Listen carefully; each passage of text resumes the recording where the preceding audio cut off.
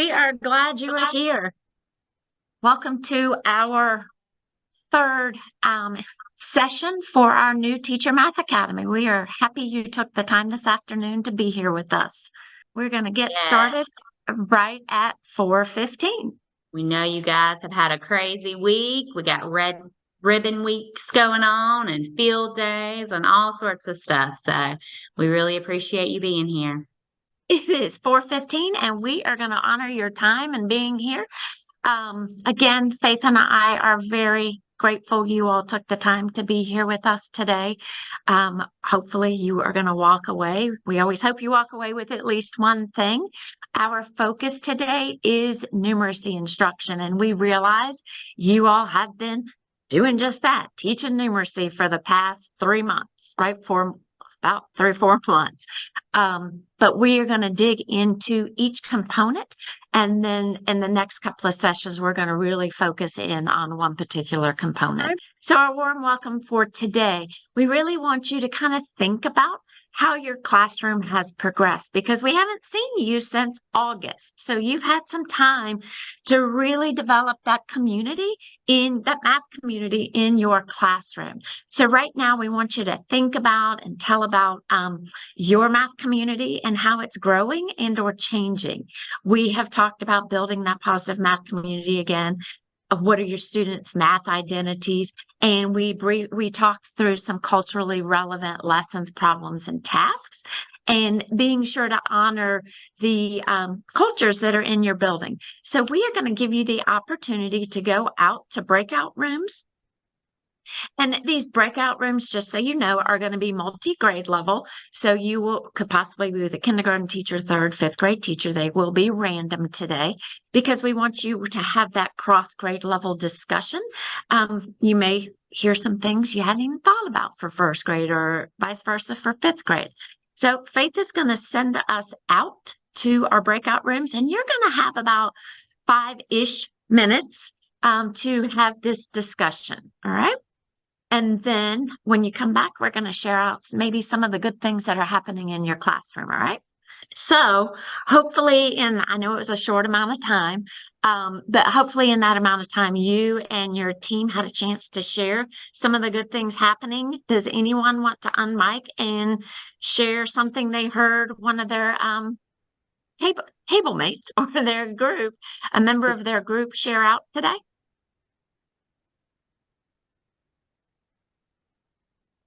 Come on now, we're all friends here. So my name is Shubhra Sarkar. I am a 2nd grade teacher in Baldwin Elementary. So I was in room number 1. So this is my first year of teaching. I am doing 2nd grade. So I started thinking, okay, I will teach the 2nd grade level. But now today, after the conversation, we are on the same page. Though I am the 2nd grade teacher, but we have our students who they need the basic kindergarten or 1st grade level strategies and the curriculums we have to follow. So that is the main thing we discussed in our room. So everyone is in the same page. Okay. That you do have to go back and kind of close some of those gaps in 2nd grade. Mm-hmm. Yes, that is a thing in teaching. You are absolutely right. We've got to work on closing those gaps, and we're going to talk about that a little bit today. Anybody else want to share one more thing?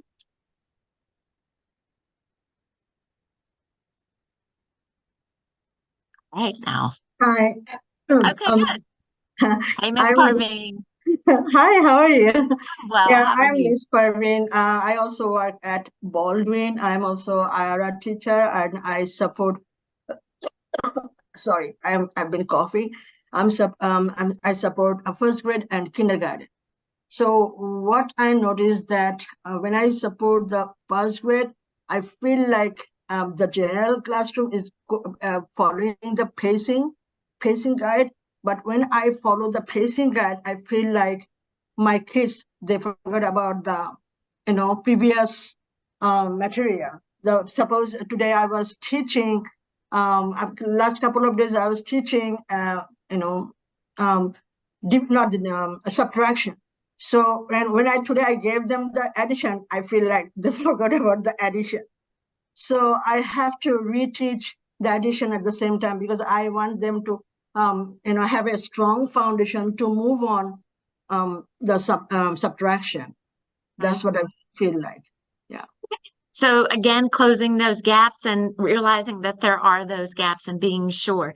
That's awesome that you all are recognizing that and addressing them as we go. And there happens to be time that leads us to the perfect segue into our next part of our session. We are going to get into what does GCPS math look like? And again, we do know you've been teaching for a little bit, but we're really going to dig into it. And I'm going to turn it over to Faith right now for her to start talking us through some of these pieces.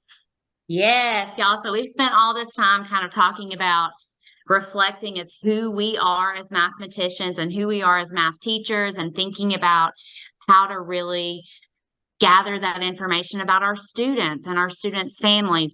But y'all, today we're going to really dig into that instructional piece and start to think about, how do I teach what I'm about to teach? So we always start with, what's our AKS and our IOA, and how do I teach it? So we know that the pacing guides have kind of become that starting place for a lot of us. So we're looking at that pacing guide, and we're seeing in that top box what the AKS and IOAs are that we're going to cover in that unit. And that gives us like a big picture of what we're looking at. Then we're going to scroll down and figure out what day of instruction we're on. And in that left-hand column, it's telling us the bullets that you're going to do in order to help your students master the expectations for that day. So it's kind of breaking down the learning targets. It's going to tell you what manipulatives you want to use. And then on the right-hand side, you're going to see all of the resources that you have available to help you do that. Now, some days there may be a lesson, and some days there may not. But you're using those bullets on the left-hand column to think about, what am I trying to accomplish today? So from here, I know that I am going to be looking at IOA 3E and 3C. So I want to, whether there's a lesson on that day or not, I want to go into my analyzing the standards. In our analyzing the standards, it is going to dig in so much more than you're going to get from just clicking the link on that lesson plan. Your analyzing the standards document is going to highlight the vertical progression. What did students do last year? What are they going to do next year? That way you know, oh, well, I'm starting at addition and subtraction within 20 because they did 10 last year. Like, they're coming with some background knowledge. If you are in grades 3 through 5, you're going to have access to the achievement level descriptors. Now, they're still in draft mode right now, but it's still going to kind of help you gauge what proficient and distinguished might look like. You're going to have vocabulary that you're going to want to include. And then you're going to see the instructional strategies and common misconceptions. So there's a lot of things in the ATS that are not going to be in that lesson. So don't just click the lesson. Please dig into the ATS and give that a further look. So Catherine, if you'll click for the next slide for me. Perfect. So again, we were looking at that IOA 3E and 3C.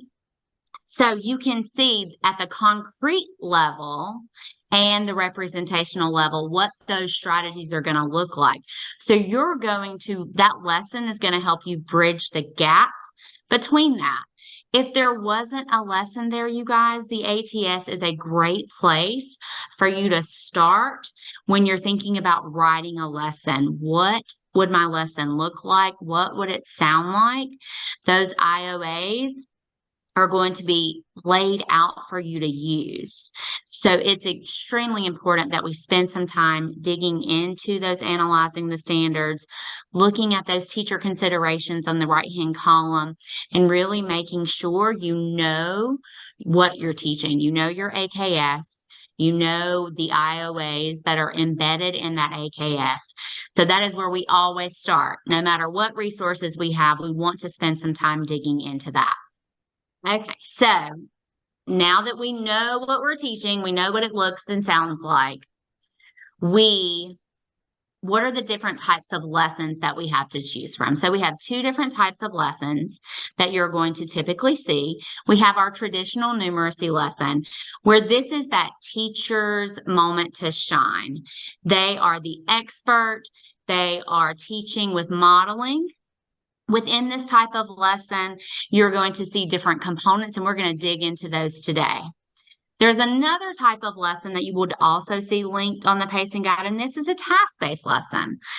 This type of lesson really puts students in the driver's seat, and the teacher becomes more of like a facilitator of learning.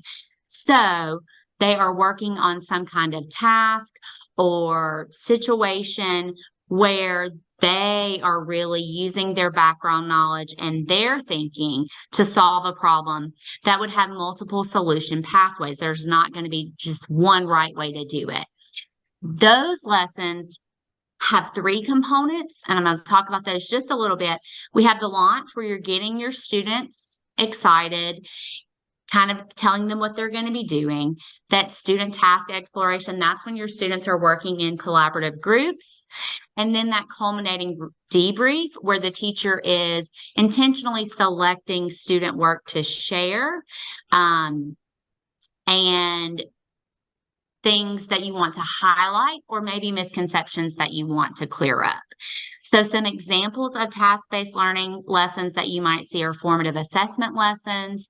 Inquiry lessons are great. At the beginning of a unit, students have learned something in the previous grade level, so they might be able to kind of grapple with the task at the very first day of a new unit.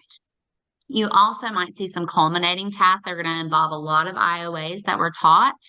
And then possibly one that we see all the time are 3-act tasks, where students are really engaging and thinking about what information they need in order to solve the problem. So task-based lesson, you guys, we are not going, this is not the meat and potatoes of what we're doing today, but we know it's on the pacing guide. So we want you to kind of have at least a little bit of an understanding of what it is and what it isn't. So in these task-based lessons, it isn't the teacher creates a mini lesson. So I'm going to just pull that task, and today it's task-based. So the tasks are very intentional, and they require a lot of collaboration. So you want to make sure that the task is appropriate for your students, and that you've thought through where students may struggle and what kind of scaffolds you might give them. The teacher is going to kind of formalize the main idea of the lesson and really kind of highlight student thinking. But the work is on the students. They're the ones with the cognitive demand. They're working collaboratively. They are justifying their solutions, and they are utilizing the classroom resources as needed. So that goes back to having those manipulatives set up in your classroom and giving students the right to know that you can get the manipulatives that you need. So we did not want to ignore it. We are not going to spend any of our sessions this year digging in a little bit more, but we will have opportunities from the math office for you to learn more about task-based learning. But we didn't want to just ignore it and kind of skim over it, because we know you're seeing it on the pacing guides. All right, so here's what you're here for, right? The traditional components in our regular numeracy lesson. So this is what you're here for.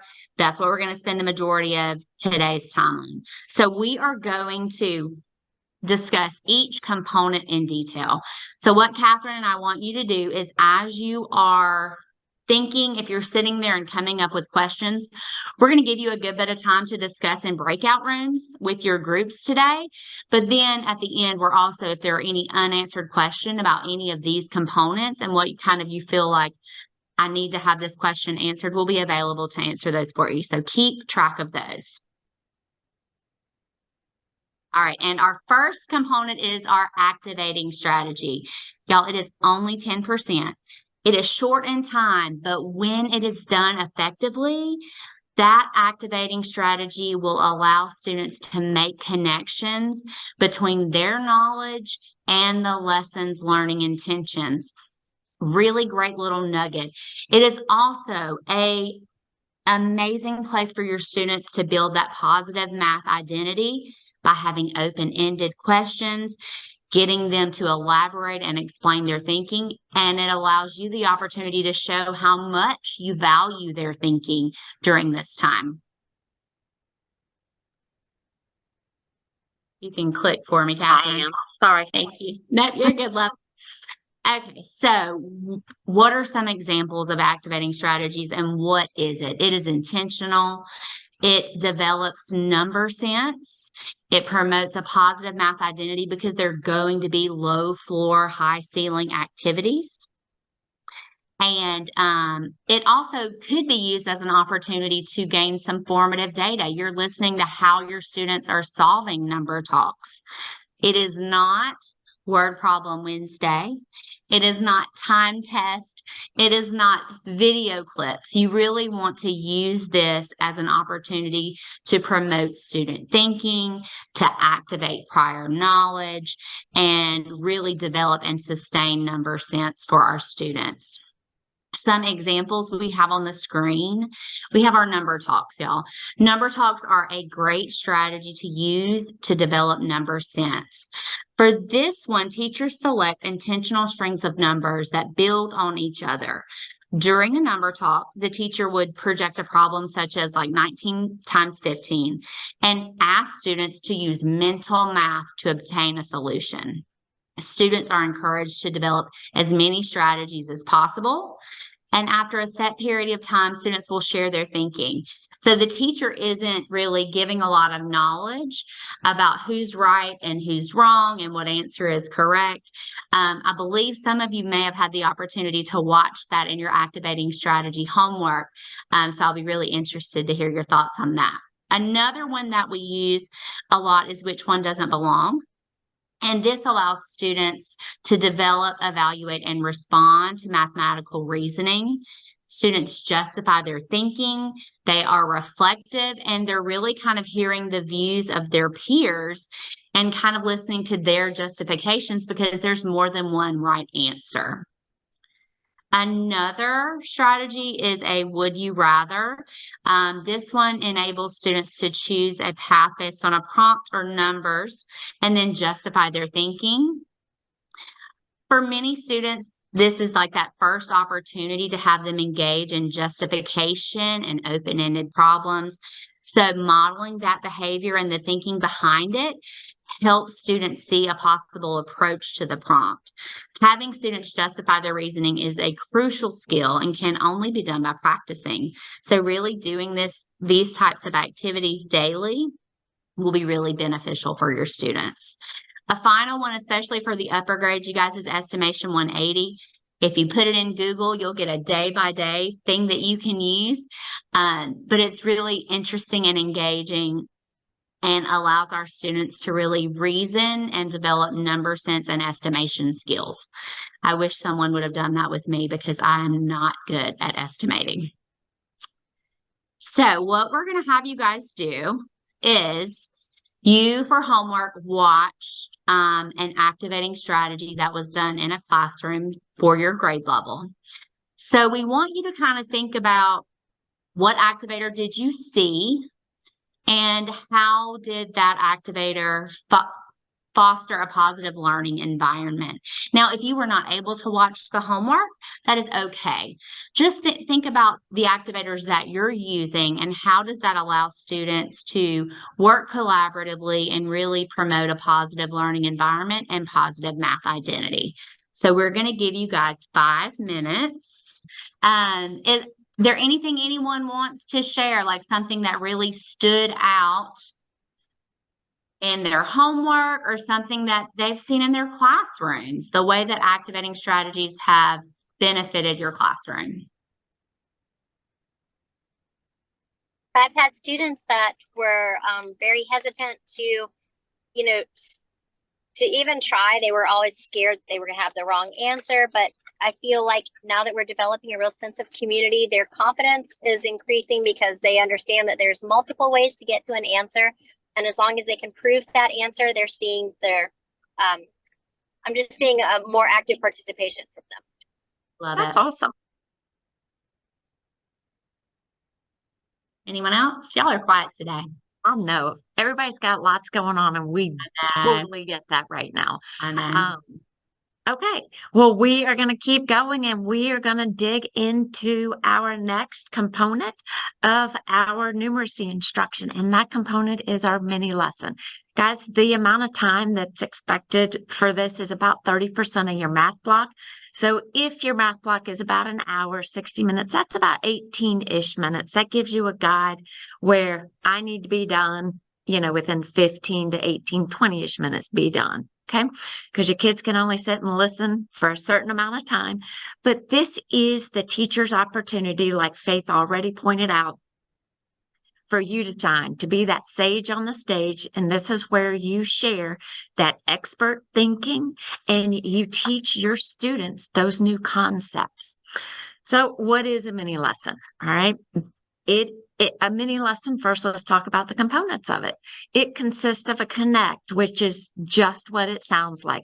That connection is helpful for students because you are being intentional to point out a connection maybe to the previous day's instruction, or maybe a concept that was previously touched on earlier in the year, or even in previous grade levels before. All right, then the next part of that mini lesson, those segments, is the teach point and the teach. So in the teach, you state your teaching point. That is what your kids are learning, the strategy that you're going to be modeling, and why that strategy is important. But the meat of the mini lesson is what can be, for the most part, that teach. It is that teacher-focused instruction where there is explicit modeling, explicit think alouds for a particular strategy. And again, this is your time to shine. It is not time for that back and forth conversation with your kids. One thing I do want to make note of, it is also not a time for that teacher lecture, where as teachers, we can just tend to go off on a tangent, but we really need to keep it within those 15 to 18 minutes, okay? The next segment of a mini lesson, or component of a mini lesson, is that active engagement time. One thing I do want to say is it is not that extended practice time where you work out problems with your kids back and forth, back and forth, back and forth. This is a time, it's a designated short amount of time where you as the teacher are collecting your formative data. It may be through math discourse with your students. That's great. You take your conferring notes during that time. It's an opportunity for your students to practice maybe the strategy that you modeled, or like I said earlier, to discuss that strategy that you modeled as well. The link in a mini lesson is, it links what I've just showed you to what you're either going to be doing that day for your task, or maybe how it even connects to your real life. Okay. So that's a mini lesson is pretty important. But what we want you to do right now, we're going to send you back out to breakout rooms real quick. And again, thinking about your homework, if you've watched that video, what were the teacher actions and student actions that you noticed in your video, or to FacePoint, if you didn't get a chance to do that, what does that look like in your own classroom? And while you're with your group this time, think about, are there any personal goals for you that you want to set regarding the delivery of your mini lessons? Okay. So you're going to have a few minutes, about 7 to 10 minutes, to go out, talk through those thoughts about the mini lessons as teacher actions, student actions, what stood out to you in the video, and your personal goals for your own mini lesson. All right. All right. Well, let's kind of keep on keeping on. Does anybody want to share any of their personal goals they thought about while thinking about your mini lesson? If not, that's cool. We're going to move on. Hopefully you all can get out a little bit earlier today. All right. Yeah, go ahead, Destiny. I can't remember who said this, but it definitely I clung to it. Keeping your mini lesson mini. Whoever said that, I Yes. definitely I want to work on time management so that I don't go overboard and don't have time for the small groups because during the small groups that I've observed, I've noticed that it's hard to get to more than two groups at a time every class period. So that's something that I think would be a good like goal. That is a fabulous goal. And I'm going to be quite frank with you. When I go into classrooms, I still set my alarm on my phone for 15 minutes. So I know it's time for me to move on. Okay. So I applaud you for recognizing that and setting that personal goal. All right. So, and Destiny, that was a great segue into our largest component of our numeracy instructional block. This is the place where you can truly transform your instruction and your kids' understanding in your classroom. And it is that differentiated small group instruction segment. This segment of our instructional block is 50% of your time because this is one of the most important places you can grow your students. Okay. So we are going to kind of dig into what those differentiated small groups are, what they are not. Again, like I said earlier, this is intentionally the largest segment of our numeracy block. This is where you are addressing those specific needs for your students that are based on your formative data. Your formative data might be from those checks for understanding you find on your pacing guides. They may be your anecdotal notes from conferring with your students. It is based on data. Okay. You are going to be planning during this time for two sets of groups. You're going to be planning for your teacher-led small group, as well as those student-led tasks, those groups where your students are working away from you. Let's talk about one thing I do want to point out that's the same with both. They are both data-driven. And then you are strategically grouping your students so that their specific needs are addressed via that data. Okay, that is the same for both. Let's talk about your teacher-led small groups right now. Okay, these groups are flexible because guess what? Here, your student needs are going to be changing probably. They could change from day to day. They could change from unit to unit, from concept to concept. But in these groups, you're addressing misconceptions. You are working with kids regarding the strategies that they have learned. You're also providing those enrichment opportunities for your students. This is a time where it is focused instruction and you are being so responsive to your student needs. And this is not a repeat of your mini lesson. So what you did in your mini lesson, a few minutes earlier, you're going to be addressing their needs differently. And you can use our small group moves to do that. And we're going to dig way into that next time we come back. But what I want to talk to you about in regards to your teacher-led small groups are some things to consider. One thing I want you to consider, and we've talked about it already, that your student data drives your student groups, who you see, okay?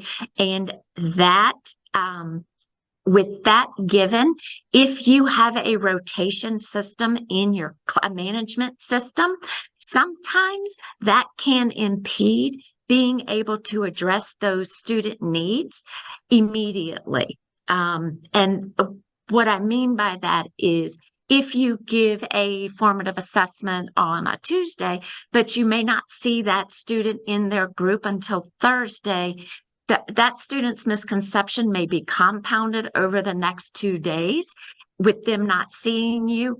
And you may add on to, not seeing them as soon as possible may compact where their misunderstandings. So do consider that. When you remove yourself from that and your kids are out working, you can pull students from where they're working and you just bring them back to your group. Another thing to be mindful of is the timing of your teacher-led small groups. Every one of your groups does not need an equal amount of time because your students have different needs and you've based them accordingly.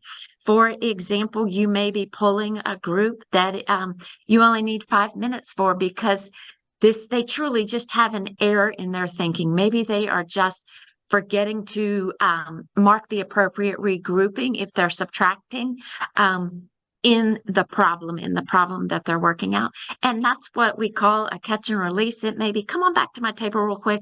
Y'all aren't going to believe the error you all just made. Let me show you this real quick. And 99% of the time, the kids are like, oh, man. And you just send them on their way. You may have extension groups where you bring your kids over and you get them started on a concept. Excuse me, they do not have to stay with you that entire time. Get them going, send them off. The same when you call your misconception groups, if you bring them back, if some of your kids are getting the concept after you've retaught them, send them on. They don't have to stay with you at that table. They can go rejoin that group that they were originally in or work on something maybe you gave them from your small group table, okay? So those are some big ideas there to think about regarding your teacher-led small groups. In regard to those student groups, this is where those kids have that opportunity to engage in those rich mathematical tasks. And some of those, you've probably seen some of those tasks, especially our differentiated tasks that we have on our pacing guides. They provide different levels for students to gain access to the IOA based on where they are in their learning progression. These student-led task groups, they can be independent, they can be in pairs, they can be in triads, however you want to group your students, okay? But just think about those are the two types of groups that we are planning for during that largest amount of time, okay? And I'm going to move right on to our last component. This is our summary. And what goes on in the summary, this is where your students have an opportunity to reflect on their learning for the day. And it's another opportunity for you to gather that formative assessment data for your instruction moving forward the next day and for teacher-led small groups. So what is a summary? It is one of our Quality Plus teaching strategies. You will hear it called QPTS. These are very strategically planned. Again, they reflect on the day's learning and they provide that formative assessment data. For example, what you see here on the screen is a ticket out of the door, and kids can complete it, on a sticky note, on a half sheet of notebook paper. You take it back. Use it to drive your small group instruction for the following day. Another option is from that pedagogical standpoint to understand where your kids are in their math learning. How did you feel today in math? Maybe what surprised you, or where did you get stuck today? Where do you need help with tomorrow? We call this our muddiest point. This is an example, and your kids will be very honest if, as in their safe mathematical community to share with you, yeah, I got stuck here, and what to do when you pull your kids to your small group table. And the other thing is, it isn't always written. This is an opportunity for us to, your muddiest point could be a turn and talk where your students are engaging in those speaking and listening skills that we teach here in our county. And truly, this is a place where you can ear hustle, if you will. What are the kids saying? What misconceptions are you hearing? The one thing a summary is not, it's not omitted. So please make sure you do it. And honestly, when I was learning, in the beginning of my teaching, I would forget, but I'd line them up and we would go down the line. Tell me 2 things that surprised you today. Turn and tell the person behind you. You can get your summary done. But again, set a timer in your classroom to make sure you do not omit this, because this is a research-based strategy that we use in our instruction. Okay. All right. So right now what we're going to do is mentioned in the beginning of diving into all of our components, what questions do you still have? What's still circling in your head regarding our numeracy instructional components? You're going to go to breakout room one last time. Okay. You are going to discuss those questions that you may have with your peers. Again, Faith and I will be dropping in and out of rooms. And if any of your questions are unanswered, bring them back and we can address them. All right. All right. Faith is going to dismiss us to our groups. Y'all, we so appreciate all of your conversations, and Faith and I, we apologize. We know it is 5:15 right now, but we are just thrilled you are still here talking about something Faith and I are so passionate about, and we are glad you are just here with us. Faith, you want to tell them what we're going to do?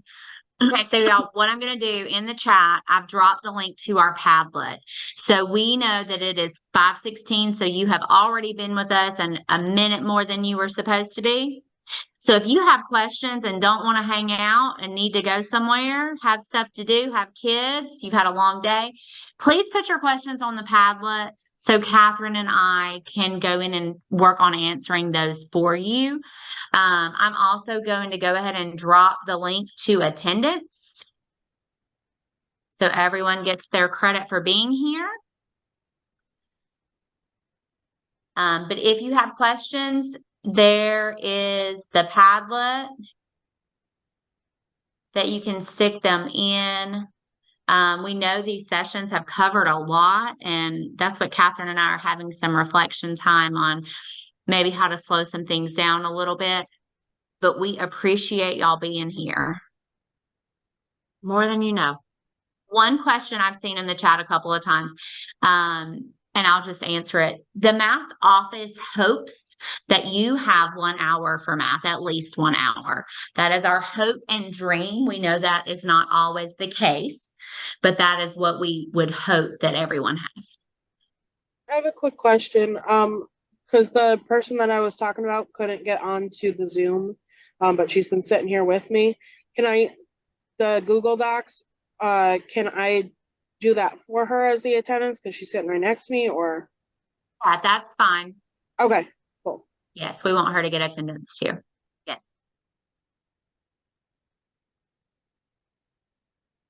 And Haley, if it acts funny, let me know and I can send her the email link to the attendance. Okay, sounds good. Thanks. Catherine, do you want to click to that optimistic closing? I sure will. All right, you guys, we know that I'm sorry, I just have a quick thing. I'm driving in my car right now because I had to get home to an appointment. And I live in 45 minutes away. How is there a way that I can fill out the attendance thing via my phone? Miss Bierman, I wrote your name down and I'll shoot you an email, okay? Yes. Appreciate you. Thank you so much. Yes, safe You're driving. welcome. Thank you for being here. Thank you so much. All right, you guys, our optimistic closing. We want you to think about your growth as a teacher, but y'all, we want you to take care of yourselves.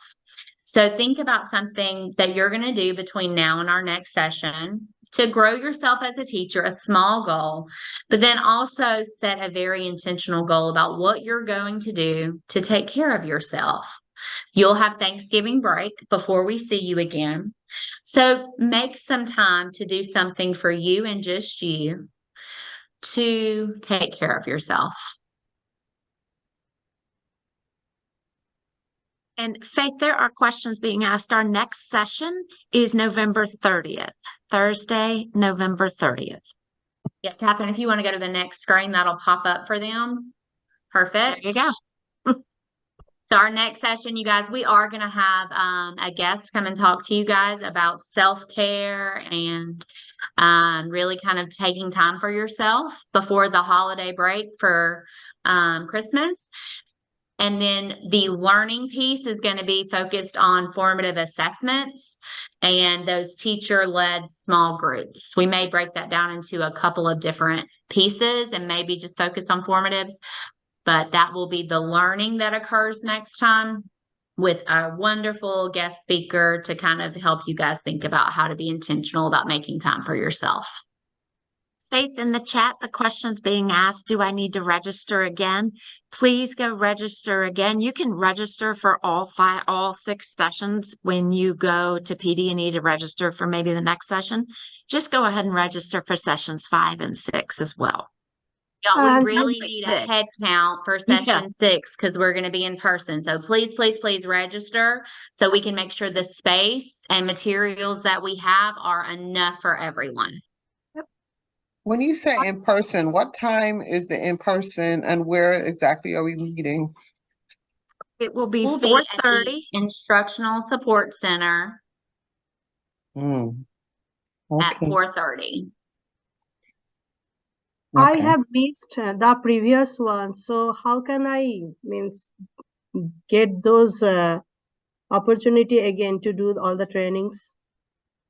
Everything that we do, if you have to miss a session, except the last session, session 6, sessions 4 and 5, they will be recorded and posted to our new Teacher Math Academy website. So you will have access to everything. Okay, thank you. You're welcome. And again, guys, don't forget about the Padlet like Faith dropped in our chat for your questions. Faith and I do constantly go check it.